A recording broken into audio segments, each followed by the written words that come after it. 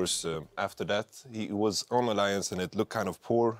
And after that, he changed as a player. I think that is the most important thing. He's changed as a player and he kind of fit into the role as the defensive player in Fnatic. Like, and on Alliance, he got the criticism that he was very passive. And I feel on Fnatic, that role is perfect for him because they're playing around the top lane. And Deft as well, he was known as the teamfight AD carry.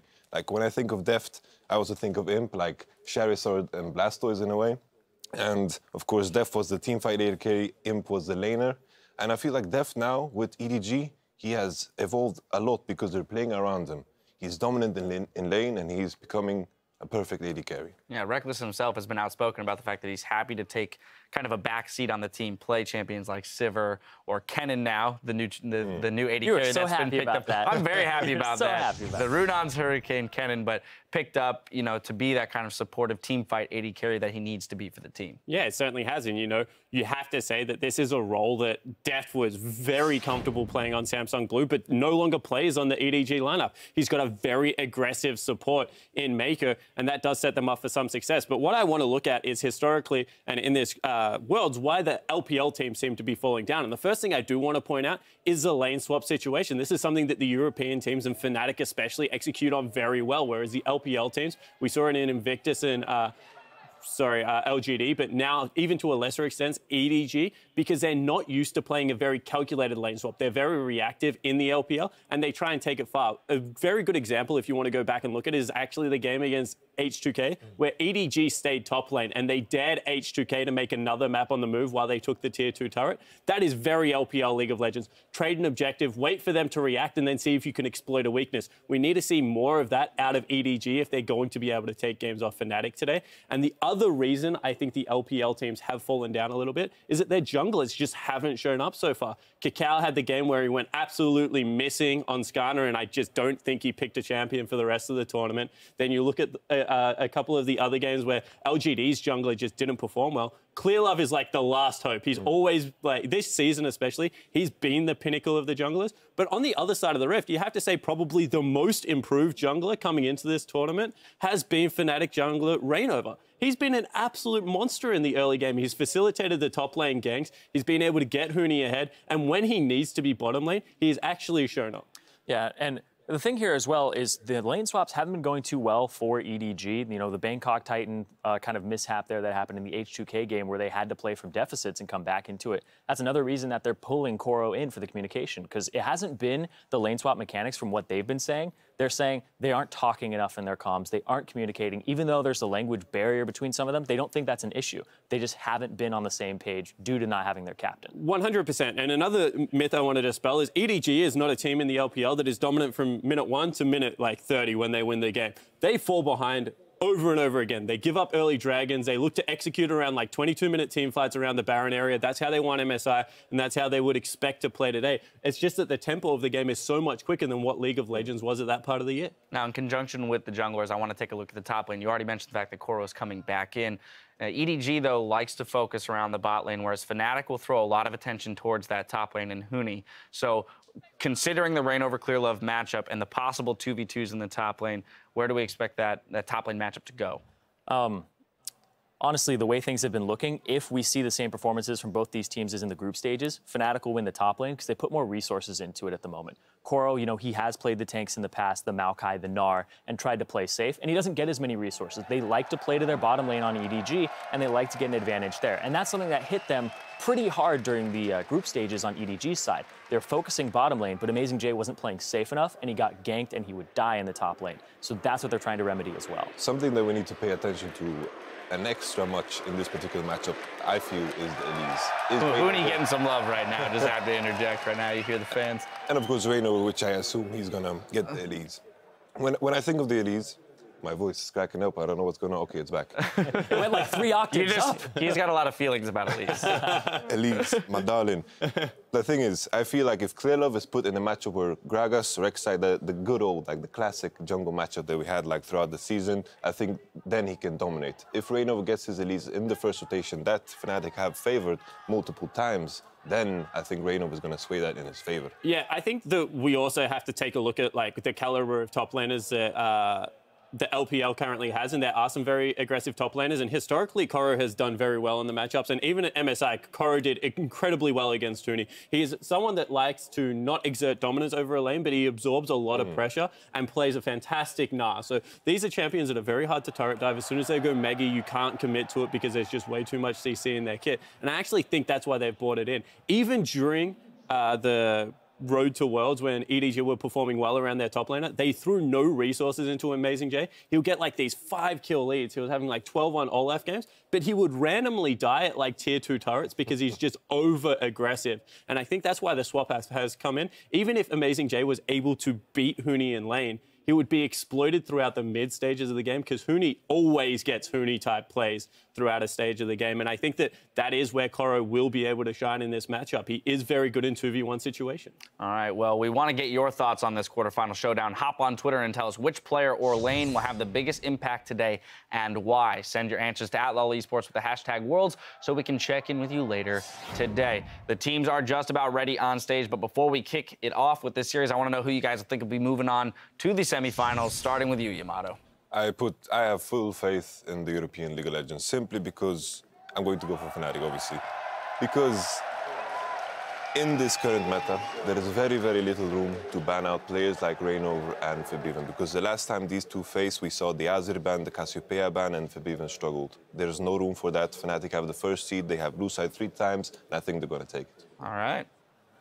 I disagree on one point. I think that this matchup will come down to junglers being banned out. I think that Clearlove will be targeted, and I also think Reignover will be heavily targeted from both sides of the Rift. And I think that Pawn has a pocket pick in the Veigar that can very much control Febiven's champion pool. I expect this game to be very polarizing on top and bottom side of the Rift. I think Fnatic have a huge advantage top lane, and if they are going to win, they need to exploit it. And EDG, playing around their bottom lane, should be able to get the better off of that matchup. I am going for EDG, but I think this will be our first 5-game series, and I think this is incredibly close. All right, Zyrene, time to break the tie. It is incredibly close.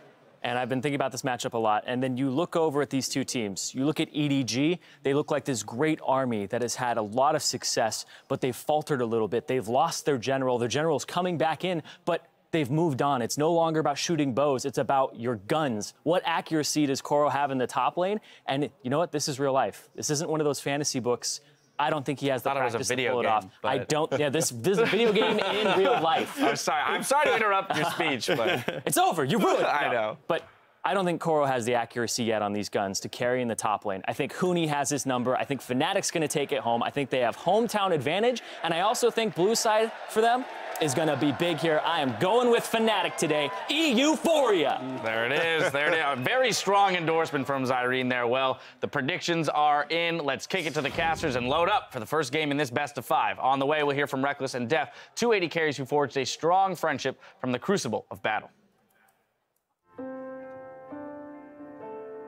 I think what me and Deft have is a very, very unique friendship, which is something different from what usually friendship, a normal friendship would be. 일단 후니 선수도 프나틱 가기 전에 Hello. Hello. Well, I guess it basically all started last year. My eye catched him, along the way when I was looking for people to look up to. I was a big fan of him. I even named one of my accounts like European Deft. He thought that was super cool. So he actually reached out to me and added me on the League client when we went to boot camp in Korea. So for me, that made me feel really appreciated, as a person and as a player. 작년에는 제가 삼성 블루라는 팀에서 푸나틱이랑 붙게 됐었는데 저희가 한 판 졌었어요.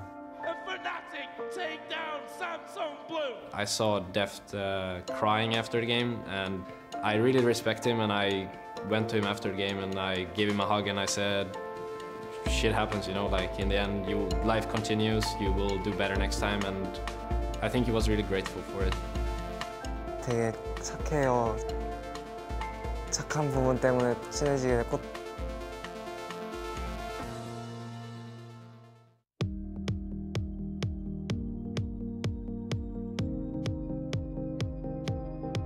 롤드컵이 끝나고 나서도 스카이프나 그런 걸 통해서 게임 내적인 거 정보 같은 것도 공유해서 친해지게 됐고 So we can talk about things very, very deep into the game. There's nothing to lose, right? You know, if I share some secrets with Deft and he shares some with me, and then we both evolve as a player.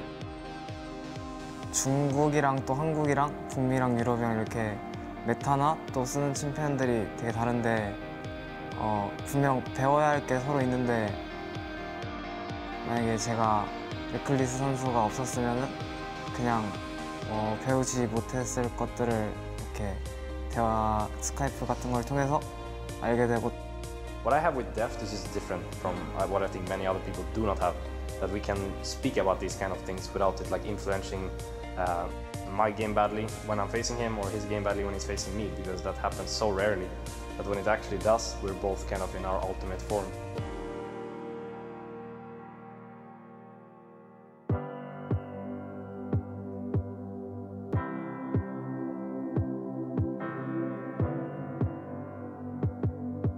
Fnatic has to face EDG. Has to face EDG. What a tough challenge. 저 편성할 때 만나게 된 걸 보고 원래 결승에서나 만나고 싶었는데 너무 빨리 만나게 된 것 같아서 좀 그랬어요. I mean, obviously I want to win as well. That's why I'm here, and that's why he's here as well. But I think in the end I would be more than happy to see him win as well as myself. 이게 작년에도 레클리 선수가 우승하라고 꼭 그랬었는데 제가 우승을 못했었는데 이번에는 꼭 둘 중에 한 명이 우승했으면 좋겠어요. I think it's super cool what we have because we seem to understand each other on such a personal base, even though we actually don't even speak the same language. I do something for a living that only a few people around the world does the same, right? And he's one of them.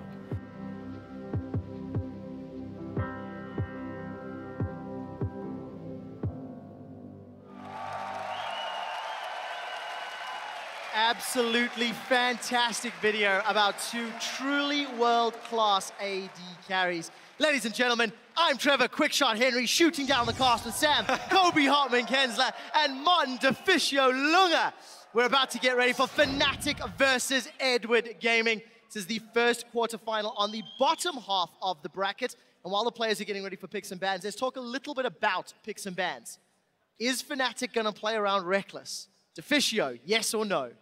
No for game one, unless they surprise us. And Fnatic is a team who's not afraid of pulling out new things in these very important games. MSI, the Cassiopeia top lane against Team Solar Med, was so effective they knocked them out of the tournament from basically game one. So they're not afraid of pulling out these new picks. They can do it in the first game, but I'm not expecting it. Yeah, it's actually a really interesting matchup between AD carries because we have Reckless, the utility AD carry so far, with the Kennen and Sivir pick so far, whereas Deft has gone with the hard carry, the Kalista, the Jinx. Will we see, you know, some more interesting picks like the Ashe or something come out for Reckless, one of the older? Their final form, he said it's going to he said it's going to be their final form. Is the final form of Reckless and Deft just perfect CS, never trading? We'll find out once we get into this best of five. But let's also talk about some of the more specific champions. Tom Kench, Fnatic had such a difficulty with this guy. Strongest champion in the game. Against AHQ, they had to try get past him, and eventually did, but it took a monumental effort. And truthfully, Fnatic were on the verge of losing that game to AHQ in the group stage. That game was lost. All inhibitors were down, and there was just one team fight left. Fabian went crazy, won it for Fnatic. But Tom Kench is going to be such a problem for them. We haven't seen Yellowstar play more than once, and that was back in the final of the EU LCS against Origin. I'm sure he can play it, but if you don't play around your AD carry like Fnatic doesn't do, Tom Kench doesn't have that much value. Yeah, and as for EDG's bans, I think since they're on red side, they may just be locked into the Gangplank, Mordekaiser, and Elise. Yeah. As I said many times, you don't want to give the Elise over to Reignover. He's already proven he will perform with that champion on the international stage, and it's just too much early game pressure to deal with. And I definitely agree with the first two bans from Fnatic. Kalista against Deft, you know he can play it really well. You don't want to risk that 2v2 bully lane. Tom Kench coming, we just said it. On the bench again. Fnatic doesn't want to play it themselves right now with the style they're using.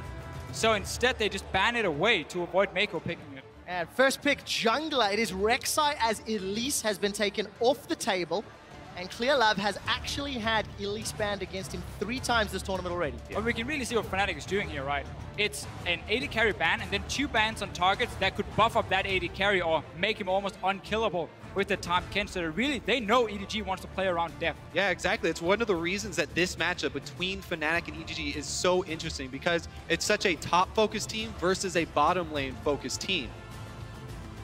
Meanwhile, another standard jungler being locked in here. Gragas and Thresh don't give anything away from EDG's side. And I think that's the key thing, because EDG knows Rek'Sai will be the first pick when they ban away that Elise. You're kind of saying, Reignover, take your second best champion now and also take that away from ClearLab. But he's played this matchup time and time again. He's fine with this. He gets the scaling jungler towards the team fights late on in the game. And of course, Thresh, we've seen from Mako, the pick potential these 2 guys have. And the way you can set up ganks in the bottom lane is very key. I would definitely expect Fnatic to save their solo lane picks here, because EDG will have to reveal either their mid lane or their top lane first. I expect EDG to save mid lane pick for Pawn. So if you reveal the top lane, then Fnatic can actually counter pick top lane next round. And this is one of the reasons. Flex Cannon. Yeah, Flex Cannon can obviously go, not support in this case with Alistar, but can go top lane, can go for Reckless or 2 Reckless as the AD carry. But what EDG can do with Koro now in this lineup, and why I think they swapped him in, and one of the reasons for it is the fact he can play a really good Gnar.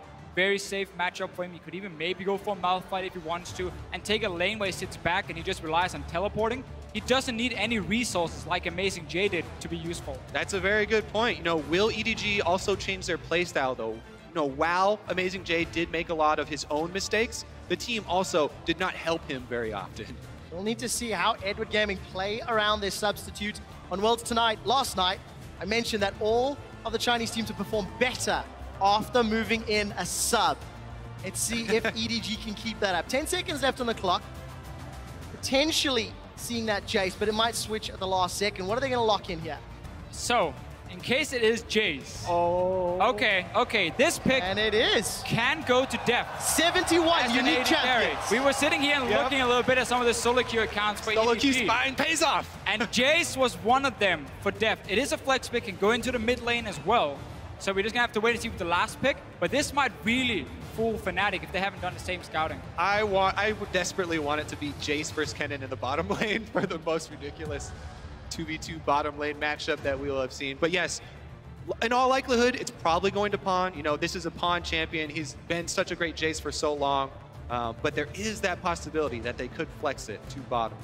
Question, if that is a flex, how do Edward Gaming round out their composition, and how on earth do Fnatic reply?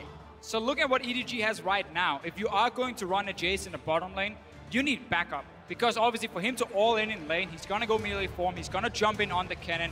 So a Twisted Fate is open for them in the mid lane. That pick, combined with backup Gragas and Thresh to set up ganks, that could be scary towards the bottom lane. Solo lane Jarvan or a solo lane Rek'Sai. Do you think? Huni will take it in top lane. And he's done it before. Yeah, we've seen this Jarvan before, and Reignover has never played Jarvan in competitive play. That would be a new one for him at least, but I'm expecting this one to go top into the Fiora matchup.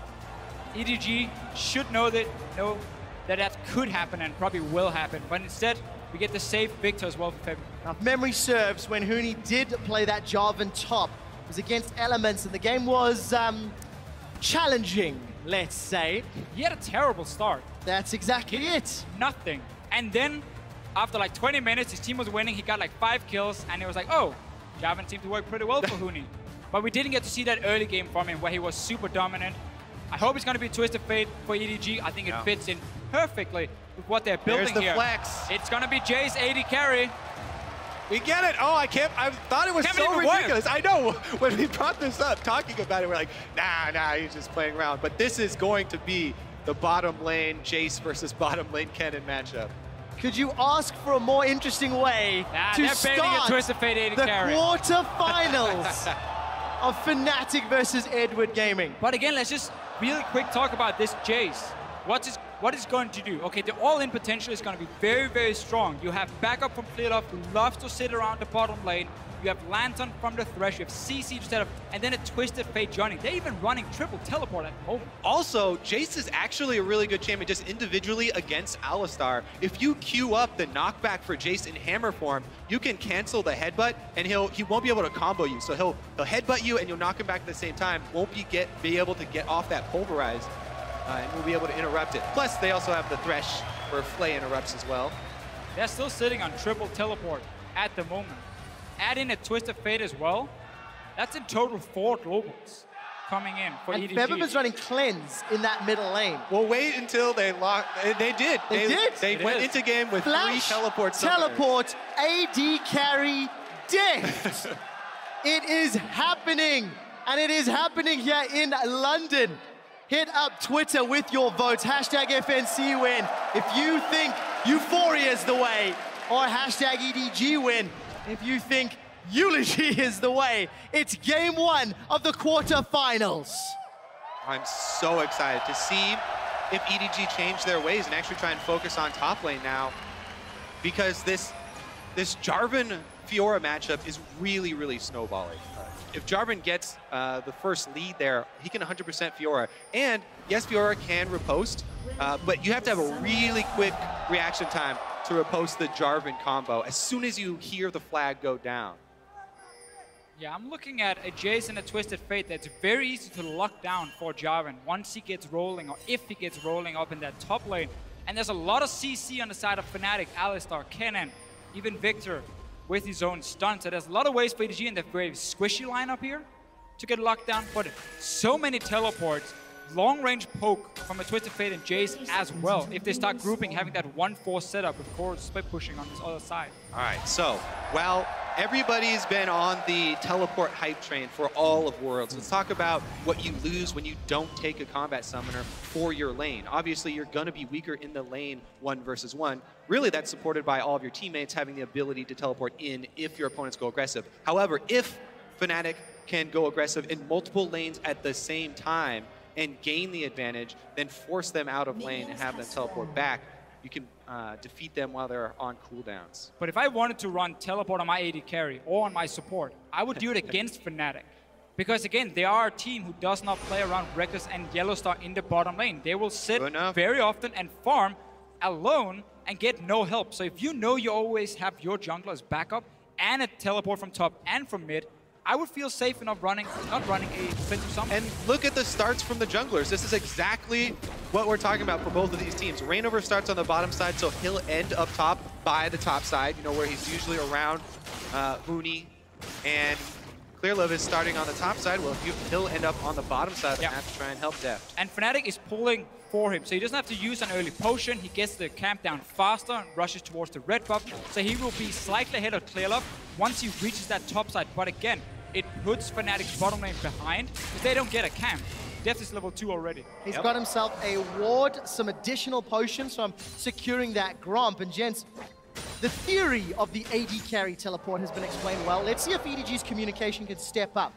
Because with Amazing J, they did not look to be on the same page. But we have heard Analyst Desk discussing the leadership that Koro can bring. But he's also not on a tank, so he may also want some assistance and some support on that Fiora. Well, he's had about 4 or 5 weeks now to practice the new meta picks up in the top lane, and while his performance in the playoffs last time we saw him wasn't great, he got benched. Amazing J stepped in for regionals and did really well.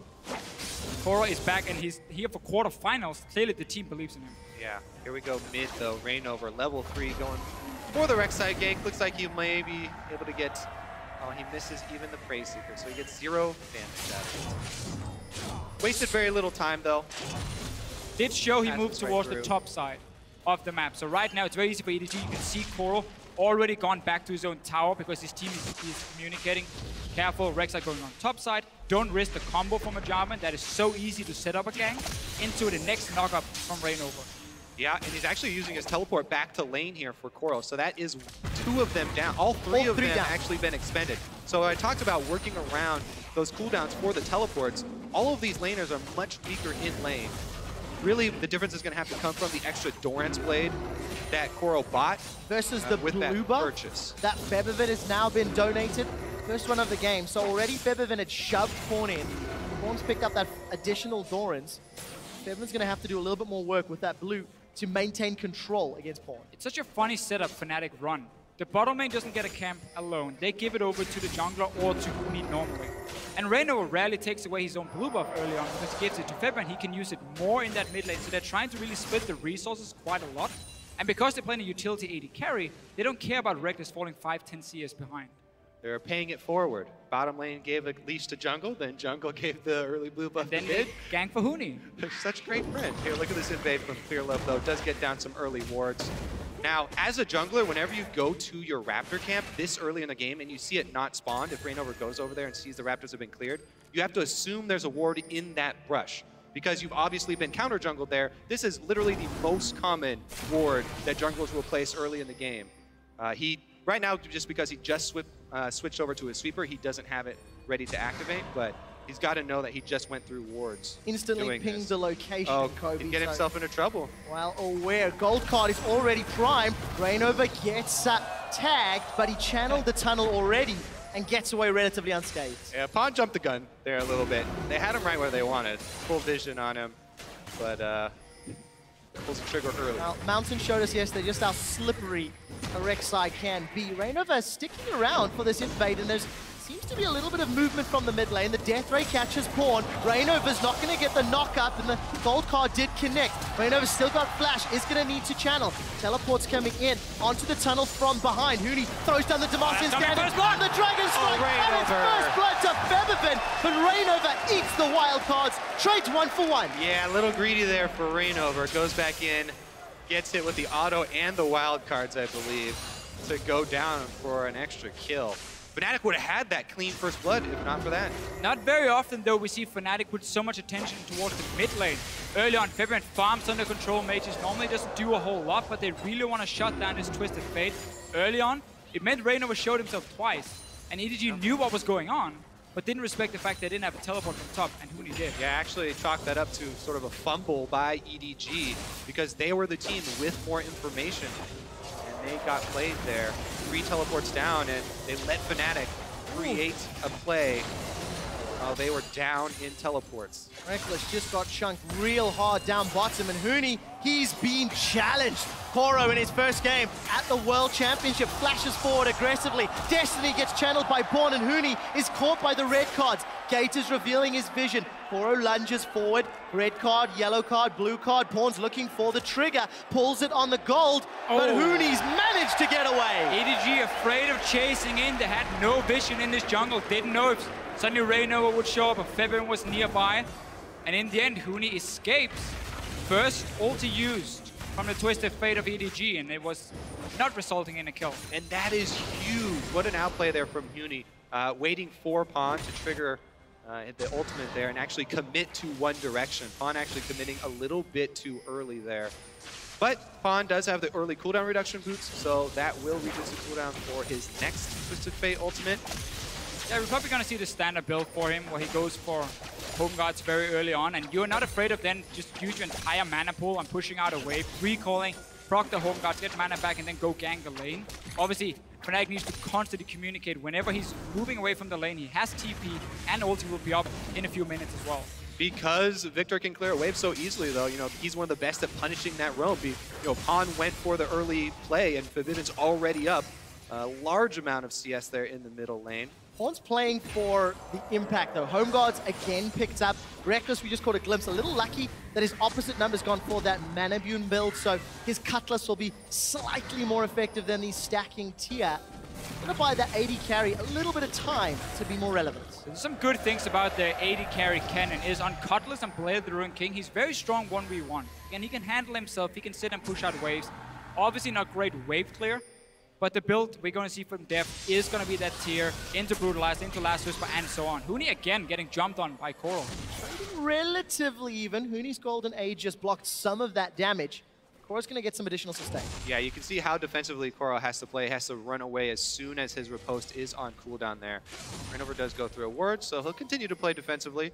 Right now, what you want to do is stay just close enough to keep Rainover around and waste his time. Clearlove actually gonna find him here. And he's got level 6. Koro's challenged Huni. It's top v top and jungle v jungle. Huni's been procced. Koro's regen. Huni's got to run away. Destiny's being channeled. The dunk comes down and Koro takes a tower shot. Pawn gets a kill on Rainover. 2 for 0, EDG. EDG is constantly reading where Rainover is going, and Clearlove had early level 6. Another teleport for the team, and they can just simply collapse onto Fnatic.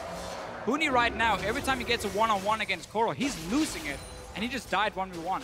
With 3 teleports and Twisted Fate ultimate, it's ridiculously hard for Fnatic to keep track of all the globals here, so they have to be very careful and very sure of their vision when they go for plays like this. Plus, right there, Huni committing to the 2 versus 2, actually trying to keep Koro from converging on Rainover and save Rainover there, cost him big. Koro with the almost instant 4 proc of the Vitals, really well done there by Koro. And that's why I would really like to see Fnatic just kind of sit back and say we don't have to go aggressive, yeah, exactly. Because our mid laner will never be able to follow. But what Febiven can do is just constantly push in that mid lane, get a little bit of damage on the mid tower, empty the mana pool of the Twisted Fate, and keep the pressure that way, and always save your summoners for defensive moves when the teleports start happening from EDG. You cannot fight early on against so many globals. They even had the early sight stone here. Rainover's got the sight stone, set up your defensive vision to keep track of Gragas. If you can keep track of Gragas, then lanes can play defensively. Down bottom, Reckless and Yellowstar fairly easily playing safe. Meanwhile, though, Deft on the other side, as you said, he's got the tier. That's all that Jace wants to stack up right now. Sure. Again, he's not going to be super strong at the moment, but he can still sit and farm. Not a whole lot of kill pressure. Again, also with the teleports. So really, against a team that plays so much around the top laner, having so many globals is so effective because the split pushing should never really start from Huni. You will always just get jumped by 2 or 3 guys. We'll find out how Huni's going to be able to pull himself back into the game. And we crested 10 minutes. Febiven's got a very large CS lead over Pawn. Pawn actually, CS difference at 10 is the 2nd lowest of all quarter-finalist mid laners. So he's going to have a little bit more pressure to make those side lane gank impacts more valuable. Yeah, plus with this early home guard upgrade that you guys keep talking about and the Twisted Fate ultimate back Said it once, up. Kobe. Right, it's a great point because right now what you're looking for is the recall timers. Everybody's fighting around recall timers right now. Yes, it is about marginal CS leads, but it's the recall timer right before the big dragon fight setup here. You can already see Mako's trying to get the first line of wards down, trying to get some vision for themselves. Teleports coming back up of cooldown. And that dragon fight is where Fnatic needs to strike. It's not in the lanes against the globals. It's in a big 5-on-5 team fight where the enemy team is lacking 3 offensive summoners. We also see a Rod of Ages being built in the mid lane, so that's even slower stacking up. The first dragon is where Fnatic needs to be ready to fight. You have a cannon with his ulti, you have massive AoE from Febiven, and Huni can catch out some of these low mobility targets. That's where Fnatic want to strike, but they cannot fall further behind. Also, it's exactly where Victor shines. If Febiven can get to level 11 first, the huge amount of burst from that Victor ultimate can easily 100% somebody with a full combo of Victor if they're able to gain some vision around the area. Yellowstar does get hooked in, though. He's going to headbutt Deft away. He's in trouble. Huni forced to flash. He's been collapsed on. Flash forward onto Pawn. He's taken 2 turret shots. The Grand Challenge may time out shortly, but that's a great charge. Backwards, Clearlove, as well as Pawn get themselves 1. Tower hits onto Koro. Will at least make it a 1 for 2. But EDG have the advantage. Level 10. He's taking the wrong way. He's gone the wrong direction. Clearlove has started to channel his recall. The Death Ray needs to hit, and it's going to. Febiven will make it 2 for 2. And look at the difference right here, because Fnatic were not the ones making the play. They were sitting back, they were saving all the cooldowns, so when this play would happen, obviously EDG can get the first kill because there are 3 guys going to top side, but at least you get a 2 for 2 on the side of Fnatic and you use a lot of globals. Yeah, you have to be so careful though, because you feel like they used a lot of globals, but they still have 2 teleports available to finish. It's unfair. Yeah, exactly. By saying a lot of globals, they only use Twisted Fate. So take that one back. Take that one back. All 3 teleports will be available for EDG in just a couple of seconds. And that first dragon fight is still looming. As far as Fnatic are concerned, they've got first blood in every single one of the games they've played at the World Championships thus far. They've got the first tower in every single one of the games they've played thus far. First tower's yet to fall in this matchup. But in 2/3 of their games, they've got that dragon. Fnatic's early game decision-making has been pretty good. Guess let's replay once more. Yeah, and the highlight of this whole play is going to be ClearLove's ultimate on Gragas. So see here, Rainover does make a good play, you know, knocking up Pawn inside the turret, but ClearLove right here, the target right back out. They're able to get their kill. Gold card there from Pawn. Coral does go a little bit too deep. They might have been able to finish it off without him sacrificing, but that's actually pretty close there, so won't knock him too hard. Still, Huni stays alive for quite a while. It buys time for the rest of Fnatic to move up there. We have to talk about the fact, though, that Fabian, again, is not running teleport. Yeah. If he had it, this play would be so much more risky for EDG to pull off, because he could instantly join in, he could turn it around. But he's building more, again, towards these team fights. He wants that cleanse. So he's going to be so hard to kill late game when EDG try and go for him. The thing I like about all of this globals and the fact that EDG can hit Fnatic where they really are strongest in their skirmishes and playing around their side lanes is the fact that Fnatic showed weakness to that exact playstyle in the summer split. He's now been jumped on by Koro. Oh, very nicely played. Will be able to get that knock up and escape. And gets the grand challenge out of Koro, who hit level 11 first.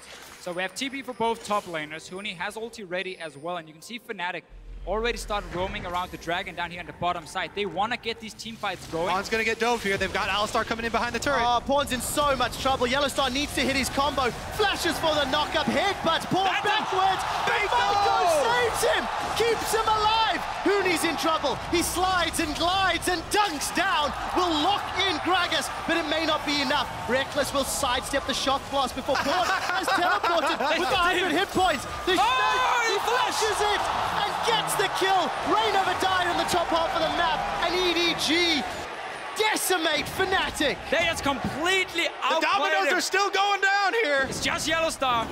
Is this actually going to happen? Yellowstar's feeling confident.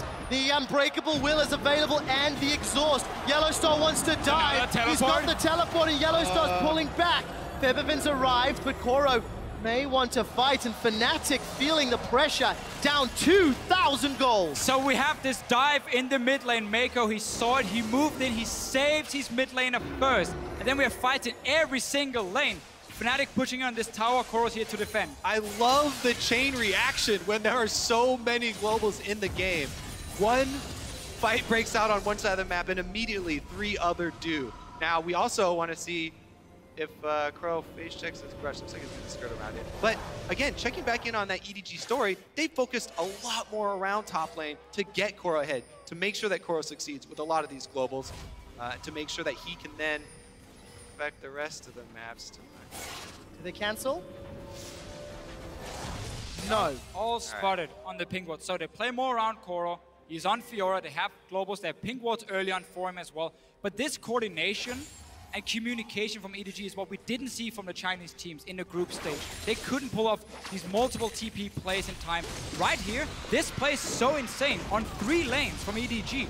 Dive on top side, fight in the bottom lane, instant teleport down to join that one as well. Rainover trying to do his best out of a top side. But yeah, 2 versus 1 is difficult. And Fnatic lose something in every single lane. 2 people who have been shining lights for Fnatic. Huni and Rainover, 0-3-2-1-4-1. Luckily for Fnatic, there is strong wave clear from Febiven's Victor. Unluckily, they may have to wave clear on multiple lanes thanks to all of the map pressure EDG can apply in the coming minutes. The second tower falls. Fnatic keep Goldly relatively close, 2,000.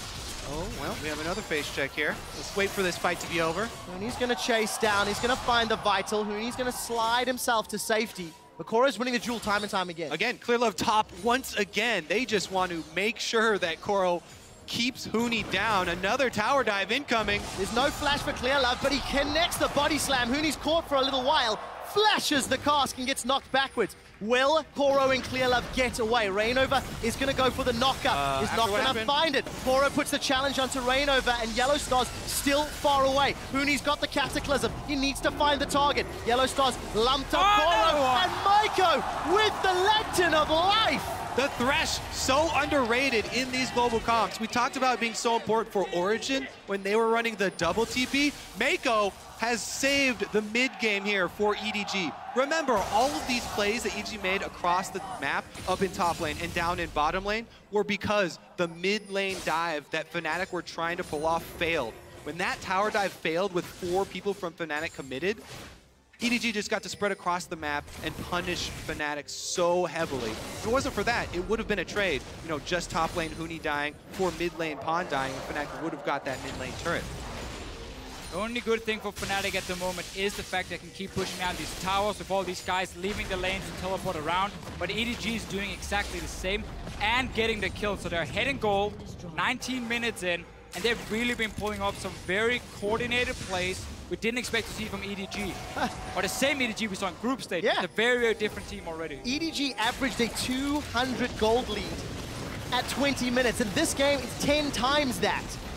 Seeing a 2,000. And we'll get the first dragon uncontested as Fnatic concede that objective. And for EDG, they are looking exceptional. Take a look at Pawn's build. Rod of Age has been stacking for 5 minutes. Lichbane is a second item. Yeah. Thanks to Koro's kills and farm, he's got that Black Cleaver picked up. And even Deft has picked up some armor pain, getting closer to that last Whisper. So those shock blasts are going to do a number on Fnatic's defense and allow EDG to siege and poke them away from the tower. Yeah, Twisted Fate plus Jace poke is going to be able to keep Fnatic under turret here. Luckily for Fnatic, they do have the King of Wave Clear, Victor.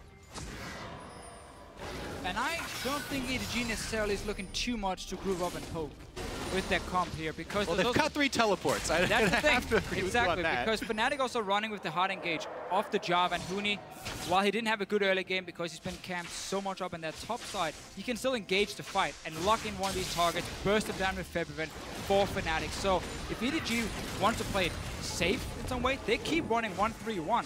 With all these teleports here, have your Twisted Fate sit in mid and just keep going to both side lanes. I think the thing that you do, though, is you combo your Twisted Fate with your Jace, because in the mid lane, Twisted Fate can then teleport to either side, you know, while Jace and Twisted Fate are poking in the mid lane. Plus, Jace has a speed boost he can use to disengage for them. Gentlemen, Yellow Star, he fancies this one. He's going to pulverize onto Clearlove. The Unbreakable Will is there as well. Rainover's jumped in. Deft has got dunked by the Cataclysm, and he's dropped. The Grand Challenge is onto Huni, and it procs, healing up EDG. But it does not matter. Goro's killed through the heal. Clearlove stunned up by Reckless. The Pulverize connects. Fnatic find 3 kills. And may set their sights on Baron. They've peeled backwards. We just talked about how EDG does not want to group up, because then the hard engage from Fnatic can happen. And what do we see? Well, they get the fight. They start the Baron. Yes, they're going for Baron here, and it's just Pawn and Mako on the outside. Going to try and poke them off of it here.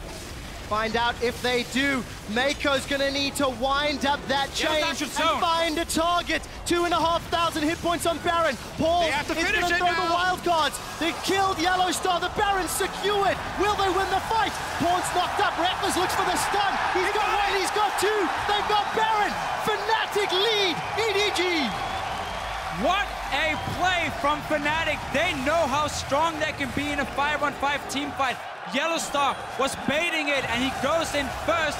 Rain over the flank. Everyone from Fnatic collapses. You have to be decisive when you're facing this much global pressure. And Yellow Star, the captain, the shot caller for the team, makes the play. He dodges the hook from Mako, circles around, Rain over teleports in, and they're able to get the fight they want. Deft here, stuck in the middle, can't even click the lantern and had to flash out. Well, meanwhile, they've got Koro as well. Again, this time around, Fnatic catching Koro, the straggler. What's going on here? We just praised EDG for the coordination there. Great communication, suddenly using 3 teleports. Koro just got completely caught out for absolutely no reason. Grouping up earlier as well. Get the team out for Fnatic. They just turned this game around. You have to be so careful. When you are running a high pressure team with multiple teleports, you have to coordinate your pressure. You can't just have one person splitting while the rest of you are, half your team is purchasing in base. Everyone has to coordinate their wave pushes. Bottom and top need to push at the same time. There, Koro was just pushing by himself. Nobody else from EDG applying pressure. So Fnatic collapse, and they get a nice kill. With Baron buff afterwards, it means they get a whole bunch of objectives afterwards as well. And of course, because Deft was dunked so early on, he never got to deal damage. Febiven's early advantage gives him some help. So congratulations to Fnatic. They knocked down the inner turret in the bottom lane, knocked down the inner turret in the middle lane. They may lose their top lane. Pawn has got a large minion wave to play with, has got a Lichbane as well. So it's a 2-for-1 trade, and Fnatic are peeling backwards. Their recalls were interrupted. But this is a play EDG has pulled off quite a lot back in the LPL, but they're trying to always trade objectives. They knew, okay, we can't really defend properly. They could maybe even tower dive us if we tried to. Our only wave play is the Twisted Fate at the moment, so they use him instead just to get something. So they take a tower, but Fnatic can still be super happy with the last 5 minutes. Especially with the Baron buff on Fnatic. So difficult to try and clear those minions. So EDG do get something back for themselves during the duration. But that was the whole discussion we had before here. You know, what do you do with your EDG? Who do you send down to the second side lane? Because you have Fiora sitting in one of them split pushing. Do you send down Deft to sit on his own with the Jace because he doesn't offer that much wave clear in the mid lane and you want to have the Twisted Fate who can go to both lanes? Do you group them up and start poking? Again, that's so risky because of the hard engage that can happen. So they need to be able to put pressure on all 3 lanes. You can see Deft go towards top side now and set that 1-3-1 up for EDG. But they're so far back on the map. It just becomes a lot more harder now. And because Fnatic just got such a big mid-game play, they got a whole bunch of vision while they were doing that. Not only did they take down a bunch of turrets, but with a double Sightstone for Fnatic, they've been able to lay so much vision down in EDG territory. As soon as EDG try and set up one of these plays, that does take a while to get there, Fnatic will know about it. Look at all those wards in the bottom half of the map. Pawn did walk over that pink ward, pinged it out, and has actually gone back to kill that resource for Fnatic. And for Fnatic, Dragon's up in 5 seconds. They do have the timer. They're deciding with all their information, let's shove those waves in as best we can and try to secure at least the first objective. Only 2 Dragons at 25 minutes. It's not been a primary focus for either of these teams.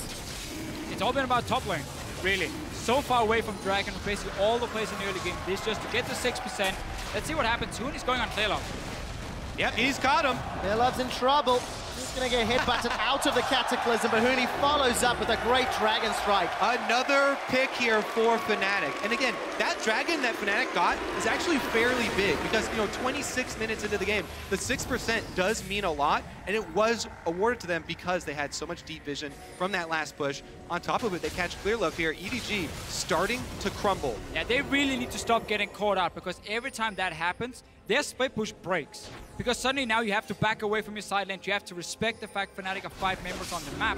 So Koro now has to go really far back. He cannot use the big wave. Fnatic can set up another slow push and then start grouping again and look for another fight. And of course, Clearlove, this isn't the first time he's been caught out of position. Much like Hooney, throughout the group stages, both players being a little over-aggressive in their positioning, maybe too far forward. All the tempo is now sitting with Fnatic. I just want to re-highlight, you know, how important we talked about Thresh is in this composition. Right there was a perfect example where Clearlove should have been with Mako. That is a support jungle duo that's supposed to be getting vision because Gragas Thresh is so safe if they are together. However, no Mako there. Clearlove gets caught. He gets pushed around, and they lose more space. Items continue to stack up. Koro's had the Ravenous Hydra versus the Titanic Hydra of Hooney. Muramana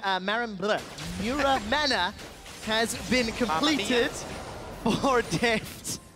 And the 3-item spike for Reckless has come in. So everybody's scaling. Pawn's got himself that Hourglass as well. So a couple of tricky plays can be initiated with the Destiny.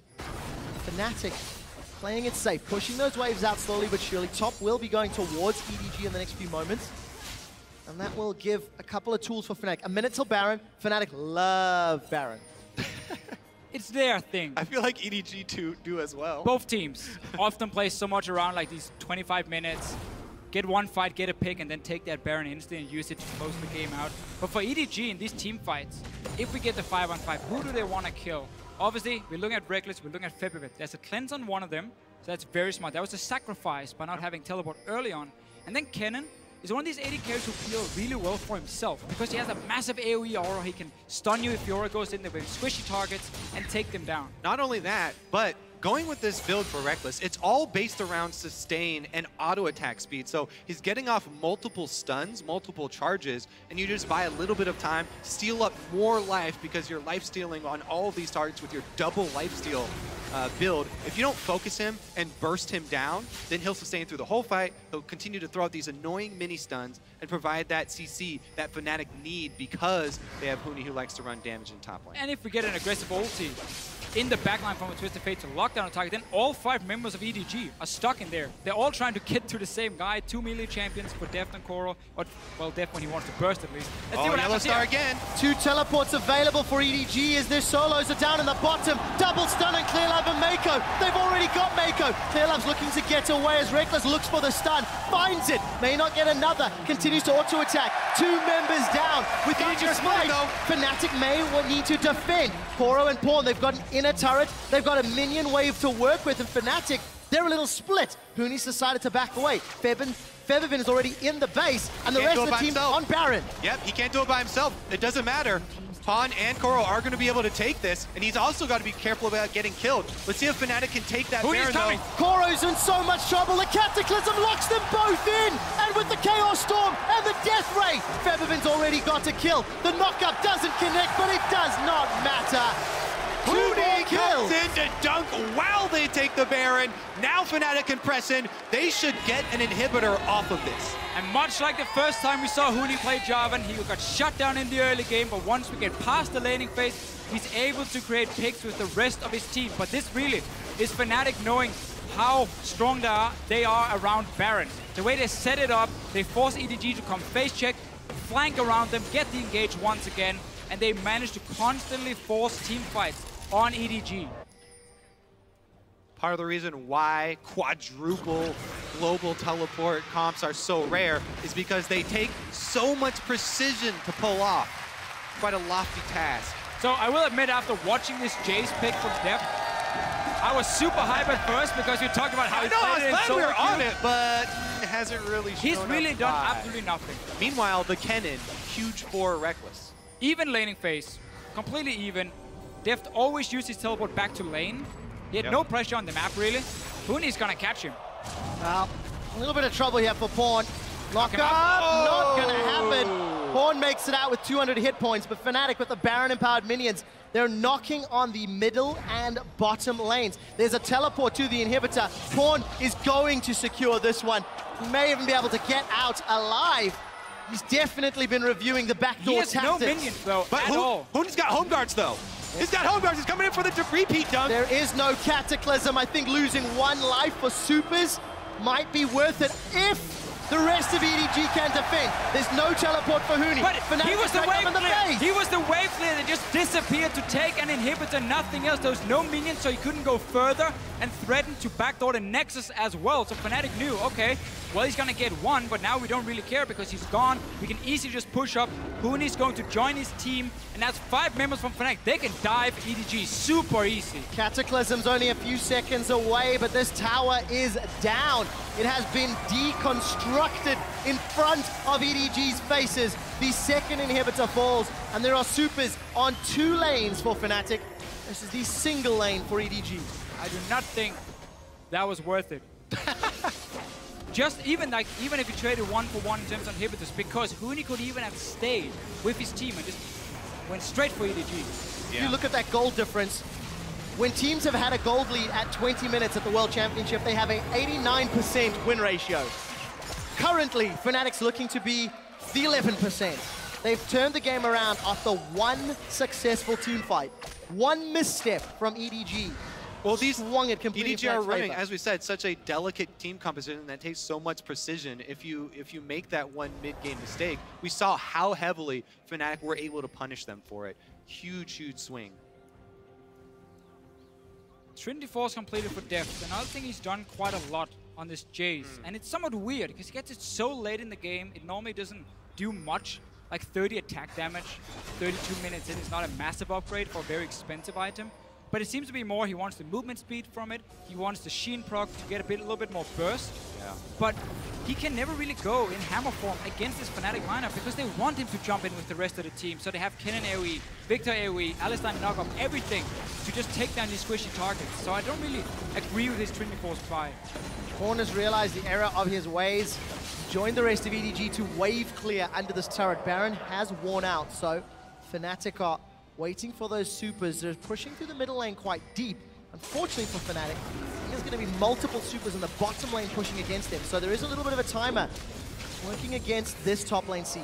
Yeah, right now, EDG are hoping that Fnatic stick around and are a little bit too aggressive. Because EDG's only chance here is to make an all-in at the turret, whereas Fnatic can just wait around. They've got all the cards. We'll see when they reveal them, Kobe. Another minion wave has danced its way up to this top tower. How quickly Pawn can clear them. The melees are down to half hit points. Rekkles gets chunked. Gold card comes out, and Clearlove has found him. Rekkles gets pushed backwards, and he's shut down by Def. This could be the team fight that turns it around. 2 members of Fnatic are down for only Clearlove from EDG. Featherfin's forced to retreat. The double kill will be added to Koro's score. Fnatic lose 4. EDG do it. They pull off the only thing that they possibly could, an all-in under the turret. And they, well, can they chase down Forbidden here? It looks like Koro's going to be able to...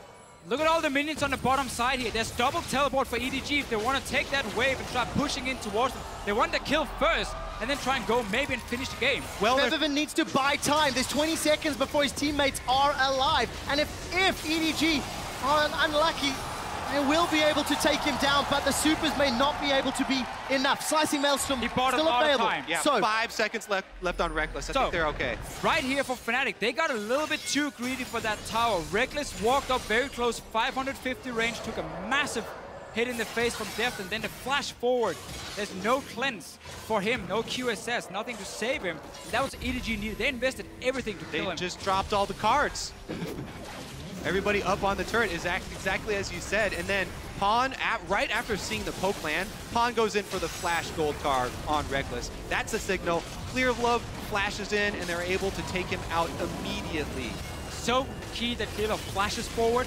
Otherwise, Yellowstar might have been able to just headbutt him away and avoid Rekkles being shot back into the team, but he flashes forward there. He guarantees it's going to happen. They win the fight. Exactly. They knew this was their only hope. Then all in at that turret. They've got 2 inhibitors down, super minions coming, and they came up clutch, made a big play. Fnatic still definitely in the driver's seat, still definitely with a huge lead here, but EDG clawing back. And as we come out of that replay, Rekkles has completed the Quicksilver Sash. He learned. How different that fight could have been. This time around, Rekkles gets dunked and deals no damage that fight, thanks to the great work of Pawn, Koro, and Clearlove. Fnatic, their 10k gold lead has shrunk to 4k, and inhibitors will be respawning very soon for EDG, so this will reset the map pressure. Yeah, Baron's up in 20 seconds though, so Fnatic are going to try and grab the scuttle and work on vision around this area. They have teleport ready for Huni, so he can stay on the bottom side and always control that wave with the super minions coming in case someone for EDG pushes it back.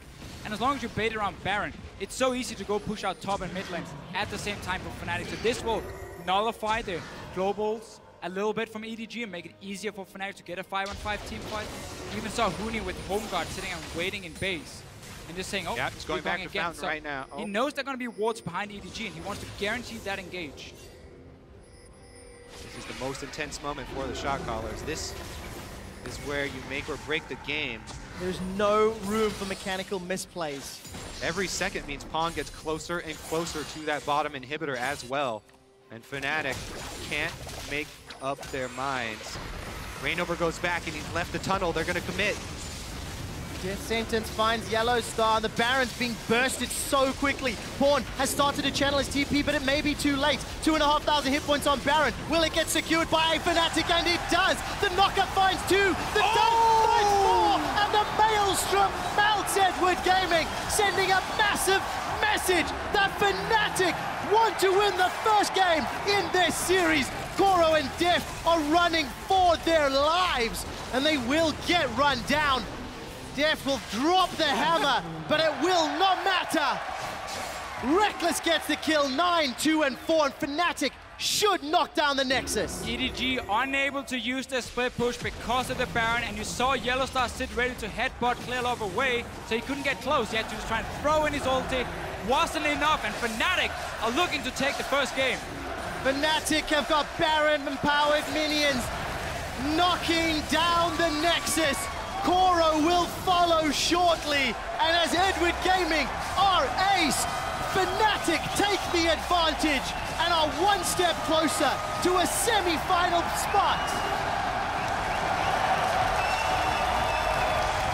Great decisive mid-game there from Fnatic. Yellow Star and Co making a huge turnaround. And that is so key for Fnatic because they were on blue side in this game here. Every single team in playoffs, they picked the blue side. So it's supposed to be the stronger one. They get the first win on it. They had some target bans coming in this time. Yep. Obviously, we had EDG banning the Mordekais and Gangplank against Fnatic. They can change that for the next game. Maybe look towards Reignover even more and say, Lee's and Rek'Sai, we're gonna remove both of them from your pool. So, AD carry Jace definitely did not work out as intended. It gets a 1 out of 10 in this game. But let's also be honest, it was not necessarily... The judge from Denmark here is harsh. Maybe not necessarily the reason they lost, because if they had not grouped and given up the lead at 23 minutes, played the map a little smarter... Sure. Two very key things happened. First of all, Fnatic realized we don't have to try and make plays in the early game against all the globals. Yeah. So like they saved the cooldowns, flashes and everything to try and stay alive for as long as possible and always just chip away on the towers. And then, as you said, EDG were like, guys, we're winning because we're split pushing. Let's group. Let's go around mid lane and see what happens and instant engage Baron. So here's one of the reasons why I just like the AD Kennen so much more as far as these novelty AD carry picks, because it's so important to have a safe AD carry that can lane and get CS while your support roams. Support roaming is so big here at the World Championship. Not the finals yet, at the World Championships. And we've seen the teams get punished so heavily for it already when, you know, Mako and Clearlove are separated.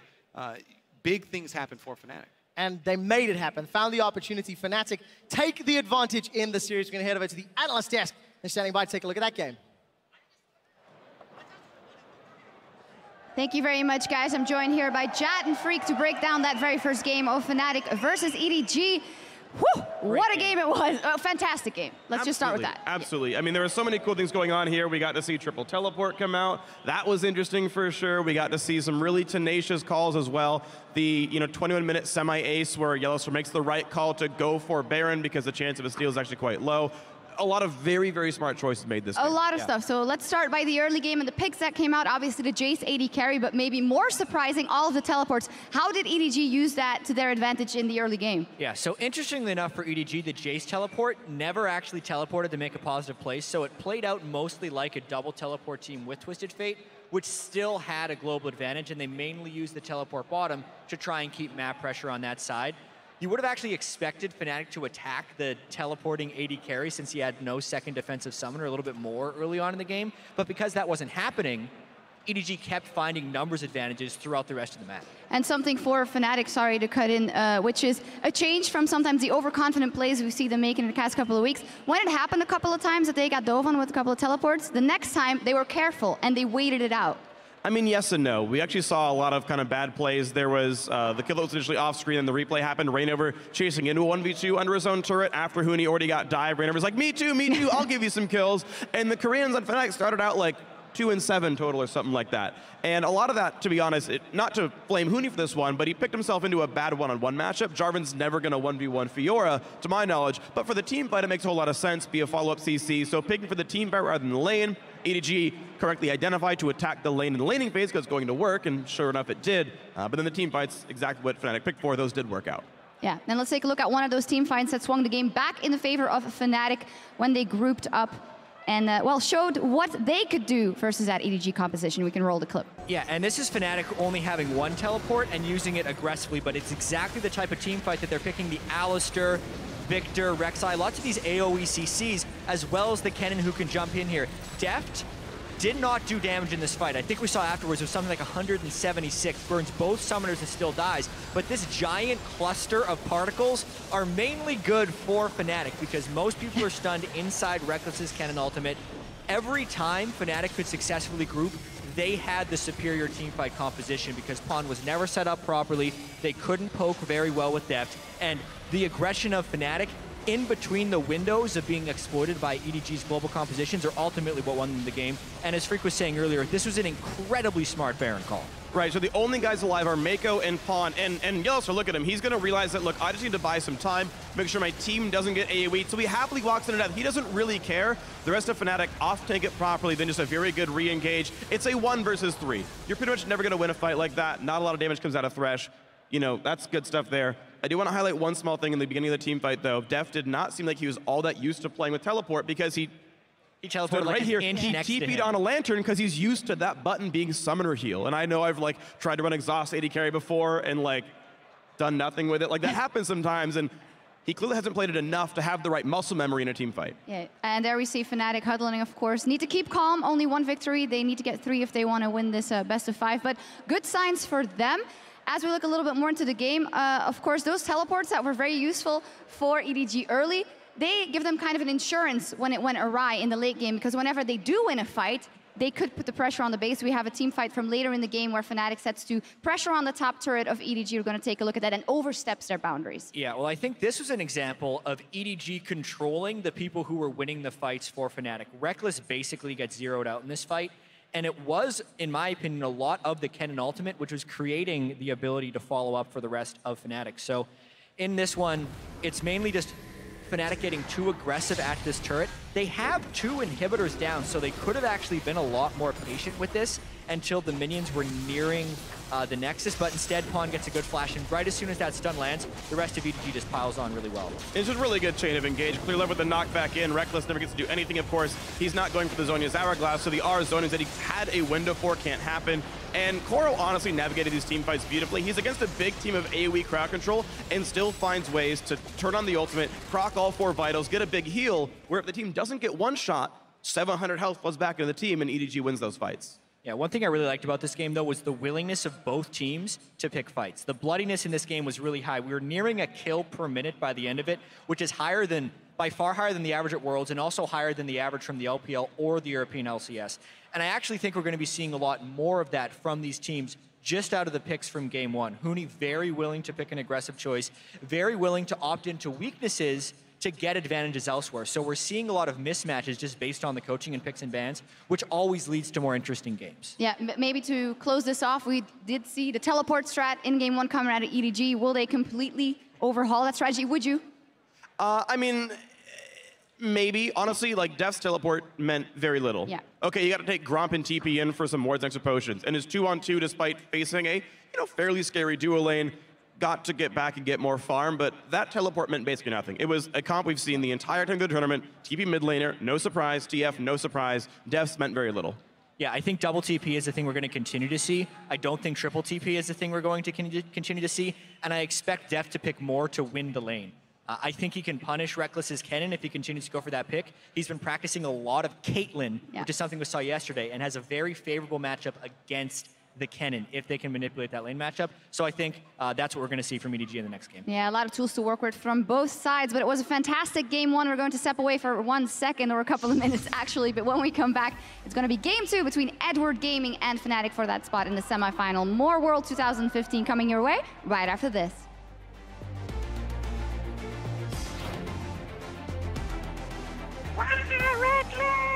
It was awesome.